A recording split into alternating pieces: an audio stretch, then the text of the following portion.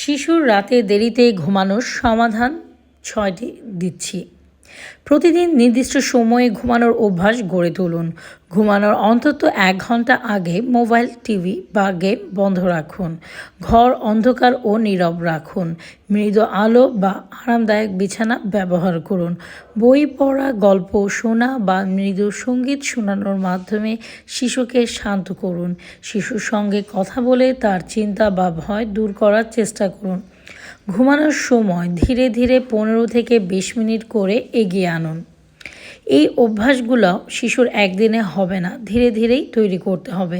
তবে আরেকটি কথা বলে রাখা ভালো, প্রত্যেকটা শিশু এক একটা পরিবেশে বেড়ে ওঠে। তাই তার পরিবেশ অনুযায়ী শিশুর বৈশিষ্ট্য বা অভ্যাসগুলো অন্যরকম হবে ঠিকই, কিন্তু কিছু যদি নিয়ম, এইসব যে নিয়মগুলো তুলে ধরলাম, এগুলো মেনে চললে শিশু ঠিকই